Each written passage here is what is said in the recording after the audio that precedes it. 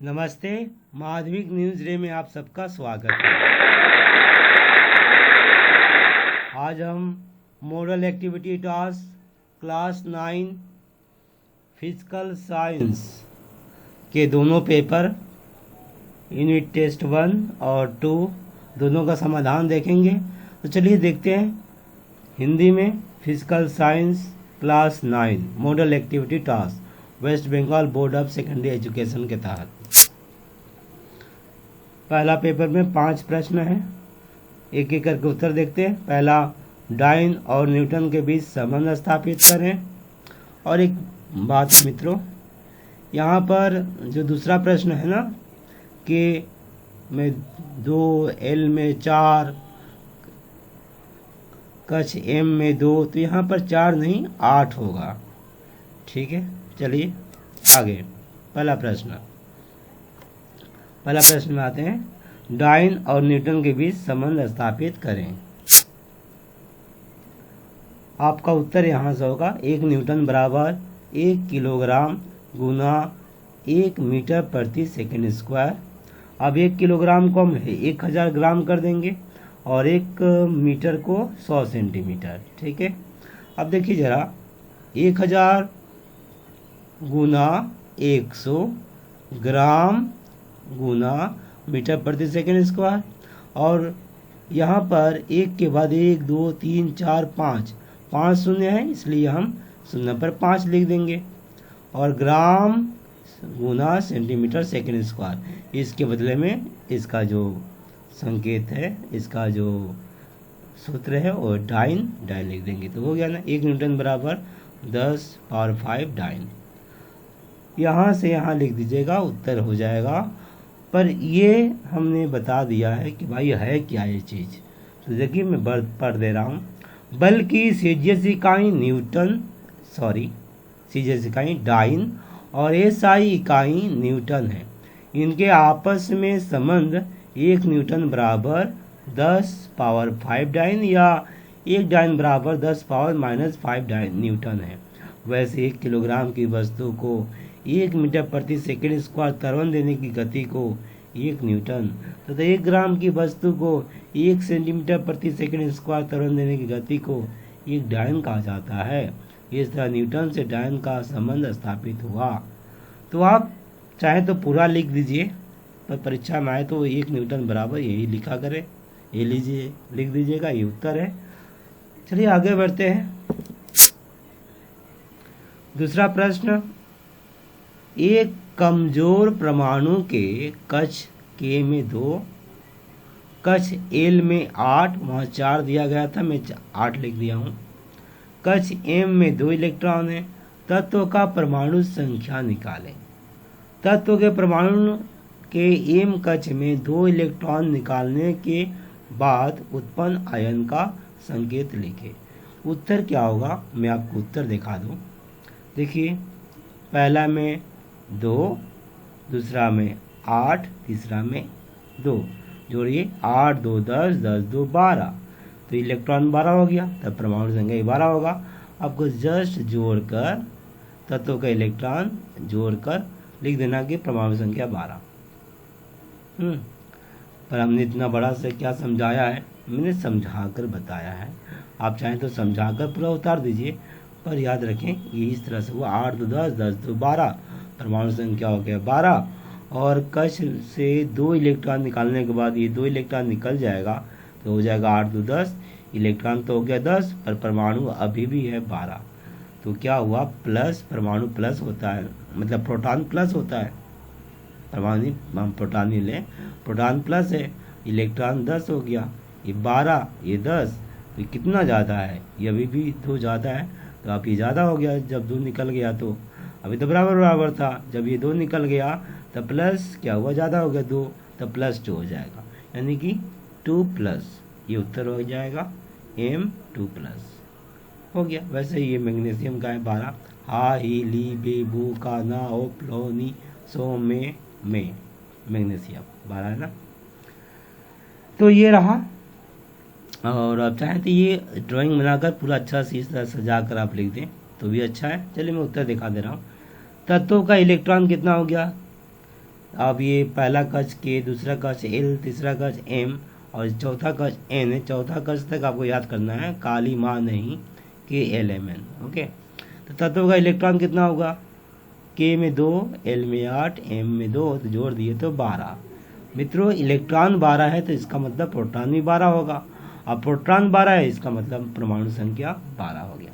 ये तीनों बराबर होते हैं, इलेक्ट्रॉन, प्रोटॉन, न्यूट्रॉन, ये तो 12 है बराबर। तत्व के परमाणु के एम कक्ष से 2 इलेक्ट्रॉन निकालने के बाद इलेक्ट्रॉन की संख्या कितना हो गया, 10 हो गया। 12 तो 10, 12 में से -2 चला गया।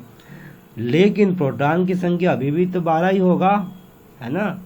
इस तरह उत्पन्न आयन में धनात्मक आयन 2 अधिक होगा, अतः उत्पन्न आयन का संकेत होगा M2+। हो गया। अब सजा कर ही लिख दें, बाद में आप समझ जाएंगे। ठीक है, तो आगे बढ़ते हैं हम। अगला सवाल, एक मापक की सहायता से कैसे आप एक बूंद जल का आपात आयतन, एपारेंट वॉल्यूम निर्धारित कर सकते हैं। अब एक बूंद का क्या आयतन निकालेंगे, तो बहुत सारा बूंद डाल के निकाल लेंगे। इसलिए माना मैंने एक साफ सूखा मापक लिया, है ना, और उसमें n बूंदे जल का डाला। इन बूंदे में बहुत सारा बूंदे, 10, 15, 20, 100, 40 गिन कर डाले, लेकिन जितना भी डाले, ठीक है। अगर 100 भी डाले हो तो गिन कर 100, 200 भी डाले तो गिन कर, बूंद बूंद का सागर बनता है। तो फिर मैंने इस बूंदों का आयतन माप कर देखा तो v सेंटीमीटर क्यूब आया। ये आयतन v आयतन के लिए है, वॉल्यूम।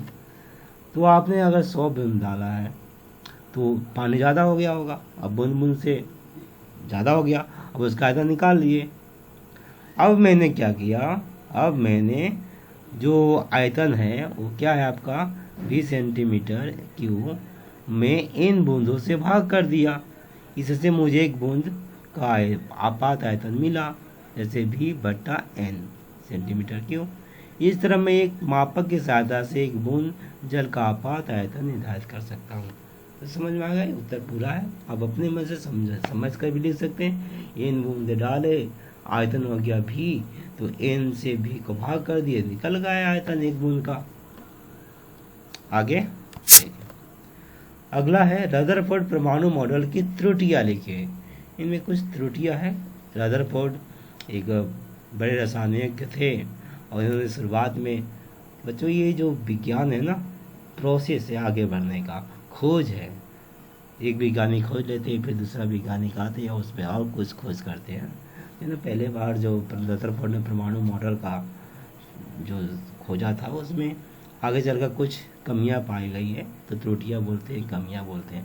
वो क्या है, ये 3 है, आप लिख देंगे तो हो जाएगा। मॉडल परमाणु के मतलब, ये मॉडल मतलब रदरफोर्ड परमाणु मॉडल, ठीक है। तो ये मॉडल परमाणु के अस्थायित्व को नहीं समझा सका कि परमाणु स्थायी है, ये नहीं समझा सका। दूसरा, ये मॉडल परमाणु की इलेक्ट्रॉनिक संरचना को नहीं समझा सका था। आप इतना लिख देंगे तो हो जाएगा, चाहे तब क्योंकि भी लिख दें। क्योंकि रदरफोर्ड के अनुसार नाभिक मतलब केंद्रक के चारों ओर लगातार चक्कर लगा रहा इलेक्ट्रॉन ऊर्जा की हानि होने पर कुछ समय बाद केंद्रक में गिर जाता है, लेकिन ऐसा होता नहीं है, इसलिए यहाँ पर बताया गया।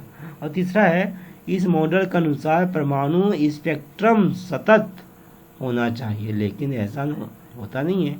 इसके स्पेक्ट्रम में निश्चित आवृत्ति की कई रेखाएं होती है। इसके स्पेक्ट्रम में निश्चित आकृति कई रेखाएं होती है, ये सतत नहीं होता है। ये था 3, और आप चाहे तो पूरा लिख दें और आगे बढ़ते हैं। और आखिरी प्रश्न है, सवाल है, एक खिलौना गाड़ी है, जो बच्चे खिलौना गाड़ी होता है ना, चाबी देने से चलता है, हाँ, तो 20 सेंटीमीटर प्रति सेकेंड, 20 सेंटीमीटर प्रति सेकेंड की वेग से, मतलब 1 सेकेंड में 20 सेंटीमीटर जाती है, ठीक है। स्केल है ना आपका 15 लंबा स्केल 15 सेंटीमीटर का, तो उसे और सेंटीमीटर ज़्यादा हो, 5 सेंटीमीटर, तो 1 सेकेंड उतना जाती है, वेग चली जा रही थी। 1 मीटर चलने के बाद, 1 मीटर चलने के बाद गाड़ी का वेग 50 सेंटीमीटर प्रति सेकेंड हो गया, वेग बढ़ गया ना, यानी कि त्वरण बढ़ गया। गाड़ी का त्वरण निर्धारित कीजिए। वेग बढ़ना, वेग का घटना, इसको त्वरण कहते हैं। तो यहाँ गया त्वरण क्या है, तो प्रारंभिक वेग है 20 सेंटीमीटर प्रति सेकंड, शुरू में ये था। अंतिम वेग 50 सेंटीमीटर प्रति सेकंड। और दूरी कब था, ये 1 मीटर पर ये बदला है, क्योंकि यहाँ सेंटीमीटर सेंटीमीटर, इसलिए मीटर को हमने सेंटीमीटर कर दिया, 100 सेंटीमीटर। अब गाड़ी का त्वरण मतलब ए का मान निकालना है। तो गति के तीसरे नियम के अनुसार v स्क्वायर बराबर u स्क्वायर प्लस 2ac, ये सूत्र है। अब सब जगह मान बैठा दें आप। v का मान देख रहे हैं ना 50, 50 का स्क्वायर, u तो ये 20 का स्क्वायर प्लस 2 गुना a, ये तो निकालना है, उसी तरह लिख दे गुना, अभी s देख रहे हैं दूरी 100 हो गया सब इकाई बराबर करके। अब आप देखिए 5 25, 2 को शून्य हो जाएगा, 2 दूनी 4, 2 शून्य हो जाएगा। यहाँ पर देखिए 2 में 100 गुना हो जाएगा, 200 ए हो गया। अब ये 400 को इधर कर दिया गया, तो 2500 में से 400 जाएगा तो 200, माफ़ कीजिएगा 2500 में 400 जाएगा तो हो जाएगा 2100, है ना। और यहाँ हो जाएगा आपका 200 ए, चूँकि ए का निकालना था इसलिए हमने इसको इधर कर दिया है, ठीक है, बराबर है। तो 200 ए बराबर हो जाएगा कितना 2100, 2500 में 400 जाएगा तो 2100, 2 शून्य कट गया। अब क्या बचा, 2 से 21 में भाग करेंगे, कटेगा तो नहीं, तो 21 का आधा 10.5 होता है। तो गाड़ी का त्वरण कितना हुआ 10.5 सेंटीमीटर प्रति सेकंड स्क्वायर। ये तो त्वरण की इकाई है सेंटीमीटर प्रति सेकंड स्क्वायर, ठीक है। ये सूत्र आपका रूल ऑफ मोशन यहाँ से लिया गया, आपको ये ना भी उतारे चलेगा, आप यहाँ से उतार लेंगे, ठीक है। ये उत्तर है, पूरा हुआ। उम्मीद है आप समझ गए होंगे, मैं समझा सका। आगे बढ़ते हैं और ये दूसरा सेट, सत्य असत्य का विचार करें। समभारिक तत्वों का द्रव्यमान संख्या समान होने पर भी परमाणु संख्या समान नहीं होता है। सत्य की असत्य, समभारिक तत्वों का द्रव्यमान संख्या समान होने पर भी परमाणु संख्या समान नहीं होता, यह कथन सत्य है। उदाहरण के तौर पर इस कैल्शियम का ऊपर में देख रहे ना, तो इसको बोलते हैं द्रव्यमान संख्या, मास नंबर, और ये परमाणु संख्या। ये आर्गन का देखिए द्रव्यमान संख्या, परमाणु संख्या, अभी दोनों देख रहे बराबर है। द्रव्यमान संख्या समान होने पर भी परमाणु संख्या समान है क्या, नहीं है ना। को देखे कैसे, यहाँ कैल्शियम और आर्गन दोनों तत्वों के परमाणु दिए गए हैं जिनका द्रव्यमान संख्या 40 है एवं परमाणु संख्या क्रम से 20 और 18 है, 20 और 18 है। अतः दोनों आइसोबार कहलाते हैं। आइसोबार मतलब समभारिक तत्व हो गया। समभारिक तत्वों का परमाणु संख्या समान होने पर भी परमाणु संख्या समान होने पर भी परमाणु संख्या समान नहीं होता है। यह उदाहरण के द्वारा पर हम दिखा दिए, और क्या कर सकते हैं, हो गया। आगे दूसरा, वेट बॉक्स में मतलब कि वजन करने वाला बॉक्स में बाटों का अनुपात 5:2:1 में होता है। और सोनार के दुकान में आपको मिलेगा इस तरह से वेट बॉक्स। क्यों, तो वेट बॉक्स में बाटों का अनुपात 5:1 होता है ताकि इसके द्वारा 10 मिलीग्राम से 2 से 11.11 मिलीग्राम तक के सामानों का वजन हो सके। 2 से 11.11 बोलेंगे, दशमलव के बाद कहा जाता है कि एक साथ नहीं बोलना चाहिए, अलग अलग। हम 2 से 11.11 मिलीग्राम तक के सामानों का वजन हो सके, ठीक है, इसीलिए रखा जाता है। हो गया। आगे वायुयान, वायुयान में हवाई जहाज वायु शून्य स्थानों में, मतलब जहाँ हवा नहीं है, क्यों नहीं उड़ता है। अरे भाई, दरअसल वायुयान उड़ने का सिद्धांत यह है कि धीमी गति से बहने वाली हवा का दबाव तेज गति से बहने वाली हवा से अधिक होता है, जिसके फलस्वरूप वायुयान के डैना के ऊपर का दबाव उसके नीचे के दबाव से कम होता है। और वायुयान वायु में उड़ता है, दबाव तो बिना वायु के नहीं हो सकता ना, इसलिए वायुयान वायु शून्य स्थानों में नहीं उड़ सकता है, ठीक है। अगला चौथा, और ये शायद आखिरी है, रदरफोर्ड ने अपने प्रयोग द्वारा किस प्रकार निष्कर्ष निकाले कि परमाणु का अधिकांश स्थान रिक्त होता है। ये प्रसिद्ध रसायनज्ञ थे, भौतिक शास्त्री रदरफोर्ड का प्रयोग। दूसरा प्रश्न फिर आते हैं, हम लोग पहला एक प्रश्न का देख लिए थे। तो इन्होंने क्या किया ना, सोने का, रदरफोर्ड ने सोने की 100 nm मतलब नैनोमीटर की पतली पन्नी, ना पतला कागज के पन्ना जैसा तैयार किया, उसके ऊपर अल्फा किरणों की बौछार की। सोने की पन्नी के चारों ओर उन्होंने एक चारों ओर आपका फोटोग्राफिक प्लेट लगाई। ये किसका था? जिंक सल्फाइड का। ठीक है, लगा दिया। आगे, जब अल्फा किरणें पन्नी से पूरा गुजर जाती थी, अर्थात पार हो जाती थी, तो फोटोग्राफिक प्लेट पर उजाला हो जाता था। ठीक है, उजाला हो जाता था पूरा पार हो जाने पर। कुछ देखिए मुड़ जा रहा है, कुछ थोड़ा सा मुड़ गया, तो जो गुजर जाते थे उजाला हो जाता था।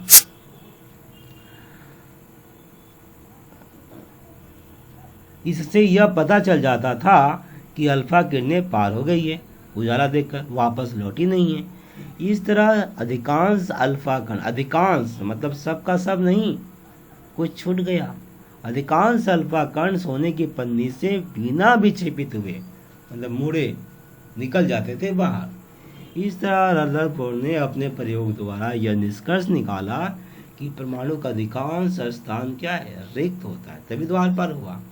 इन्होंने इस तरह से निकाला था। बहुत अच्छे वैज्ञानिक थे। Thank you very much. पूरा हुआ फिजिकल साइंस क्लास 9 का फर्स्ट और सेकंड पेपर हिंदी में, और उम्मीद है ये आपका काम करेगा। बहुत बहुत धन्यवाद।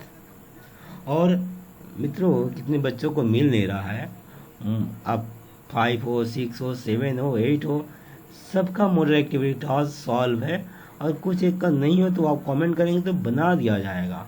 आपको करना क्या है, प्ले लिस्ट में जाना है, माध्यमिक यूनिवर्सिटी के प्ले लिस्ट में जाकर आप क्लिक करेंगे तो आपको मॉडल एक्टिविटी टास्क बहुत सारा दिखाई देगा। 10 का तो पूरा का पूरा सॉल्व है, 1 2 का, 9 का भी है, शायद 1 2 बाकी होगा। इस तरह से सब 1 2 बाकी होगा। जैसे जैसे बच्चे बोल रहे हैं वैसे वैसे बना दिया जा रहा है उनको। आपको कोई दिक्कत होगा तो बताइएगा, बना दिया जाएगा। बहुत बहुत धन्यवाद। घर पर रहिए, सुरक्षित रहिए।